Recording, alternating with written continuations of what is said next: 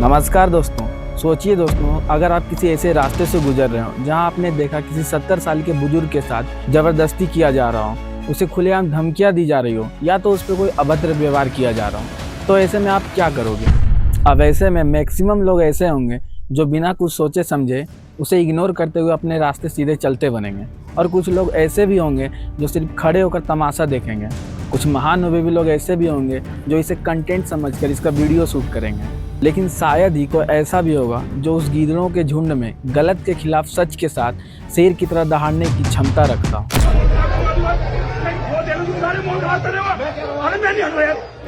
अब आप सोचेंगे कि ऐसा तो कोई आम इंसान नहीं कर सकता। ऐसा वही कर सकता है जो या तो किसी पॉलिटिकल खानदान से होगा, या तो किसी रॉयल फैमिली से, या तो कोई बड़ा इन्फ्लुएंसर होगा।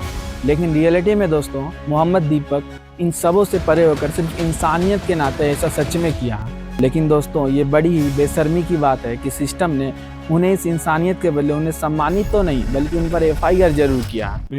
एफआईआर के बारे में तो हमने नहीं सोचा था, क्योंकि हमारी कोई गलती थी नहीं उसमें, ना ही हमने कोई ऐसा काम किया था कि जिसके ऊपर हमारे जिस विभाग पर हमारे ऊपर जो कार्रवाई होनी चाहिए, हमारे ऊपर कार्रवाई तो होनी नहीं चाहिए थी, मगर ये चीज़ गलत हो गई, हमारे ऊपर कार्रवाई। दरअसल दोस्तों, बात है 26 जनवरी की, जिस दिन पूरा देश 77वां गणतंत्र दिवस मना रहा था। अब ऐसे पावन दिन पर उत्तराखंड के पौड़ी गढ़वाल जिले के कोटद्वार शहर में लगभग 30 साल से चले आ रहे दुकान पर कुछ लोग आते हैं जो अपने आप को तो बजरंग दल वाले बताते हैं, लेकिन सुलभ गुंडों जैसी। अब आप सोच रहे होंगे कि आखिर उनको इस दुकान से क्या दिक्कत थी। तो दिक्कत उस दुकान से नहीं, ना तो उनके मालिक से थी, बल्कि दिक्कत थी दुकान के नाम से, जो कि बाबा शब्द करके था। अब ऐसा इसलिए क्योंकि उनके मुताबिक बाबा शब्द नाम मुस्लिम संप्रदाय के लोग नहीं रख सकते। अब अगर आप में थोड़ी सी इंसानियत बची होगी ना, तो आपको ये जानकर आपका खून खौल उठेगा जो मैं अभी आपको बताने वाला हूँ। लगभग 30 साल से भी ज़्यादा पुराना एक मामूली सा कपड़े का दुकान, जिसका मालिक एक 70 साल का बुजुर्ग जो कि पार्किंसन जैसे बीमारी से भी ग्रसित है, फिर भी अपने दुकान को अपने मेहनत से चलाते आ रहे हैं। लेकिन अब उनकी दुकान पर बजरंग दल के कुछ लोग आते हैं और उनसे बाबा शब्द नाम बदलने को कहते हैं। यहाँ तक कि उन्हें जीएसटी डॉक्यूमेंट पर भी वो नाम बदलने को कहते हैं, क्योंकि उनके मुताबिक बाबा शब्द सिर्फ हिंदू संप्रदाय के लोग ही इस्तेमाल कर सकते हैं, और वो भी ऐसे तानाशाह बनकर धमकी देते हुए कहते हैं कि मानो कोई ऑथोराइज एजेंसी से आया हो। ये कब तक होगा भैया? हाँ जी, हेलो, कब तक होगा ये? आप हमें बताइए ना कब तक होगा। हाँ बस, हाँ तो 1 मिनट। अब इतने में वहाँ मौजूद एक शख्स इंसानियत के नाते पूछता है कि भाई बाबा शब्द से क्या दिक्कत है? बाबा तो कई दुकानों के नाम है, कई रिलीजन में बाबा शब्द इस्तेमाल किए जाते हैं, खुद मुस्लिम धर्म में पीर बाबा होते हैं, शायद उनके नाम पर यह दुकान का नाम हो सकता है। आखिर आपको बाबा शब्द से दिक्कत ही क्या है?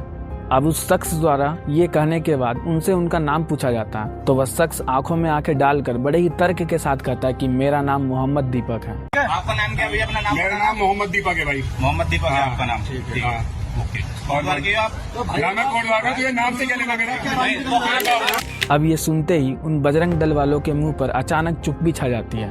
मोहम्मद दीपक ने जो किया वो तो वाकई में बेमिसाल है, इसमें कोई शक नहीं।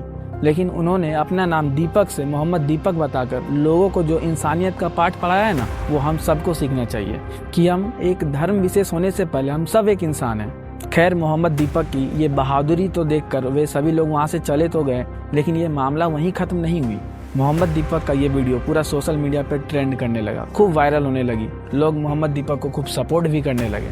लेकिन ये बात उन गुंडों को चुभने लगी, जिससे अगले दिन वह 150 की तादाद में उनके घर पास पहुंचकर वहां पड़े पुलिस की मौजूदगी में उन्हें खुलेआम धमकियां देते हैं, उन्हें माँ बहन लगाकर गंदी गंदी गालियां देते हैं, उन्हें लड़ने के लिए मजबूर करते हैं।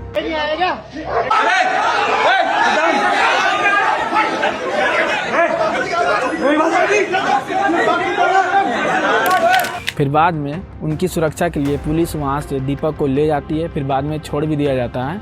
अब आप सोच रहे होंगे कि इतना कुछ हो जाने के बाद पुलिस ने उन गुंडों पर कुछ कार्रवाई तो जरूर ही की होगी।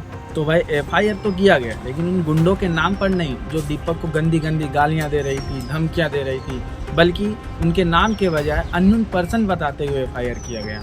जबकि मोहम्मद दीपक के अनुसार एफआईआर के लिए उन्होंने थाने इंचार्ज को कितने लड़के के नाम दिए, कितनी गाड़ियाँ की नंबर बताई।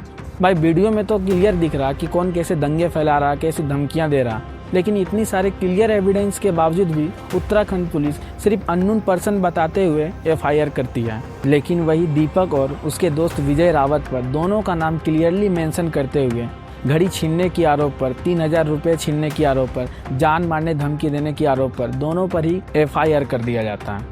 भाई अब ये सोचने वाली बात है कि क्या ये हमारी सिस्टम की रियलिटी है, जहाँ किसी असहाय व्यक्ति की मदद करना या सच के साथ आवाज़ उठाना गुनाह साबित होने लगता है, जबकि हमारा संविधान हम सबको राइट टू फ्रीडम देता है। इसके अनुसार हम सब अपना नाम तो अपने इच्छा अनुसार रख ही सकते हैं, लेकिन फिर भी रिलीजन के नाम पर ऐसे कई गुंडे लोग जो सत्ता के चाटुकार होते हैं, ये लोग पब्लिक को असल मुद्दा पर सवाल उठाने से हमेशा गुमराह करने की कोशिश में लगे रहते हैं। यहाँ मैंने किसी धर्म की बुराई नहीं की, बल्कि धर्म का मिसयूज करने वाले लोगों की बुराई की है, क्योंकि बजरंग दल हमें किसी असहाय लोगों पर उन्हें सताना नहीं सिखाती, किसी माँ बहन को गंदी गंदी गालियाँ देने नहीं सिखाती।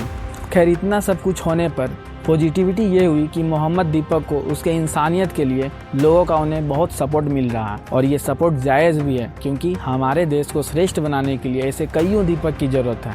तो दोस्तों, कभी किसी के साथ गलत हो तो निसंकोच होकर सच के साथ आवाज़ उठाओ। क्या पता अगला नंबर आपका हो या आपके परिवार का हो। खैर आप इस बारे में क्या सोचते हैं नीचे कमेंट में बताएं। वीडियो अच्छा लगा तो वीडियो को लाइक, चैनल सब्सक्राइब करना मत भूलना।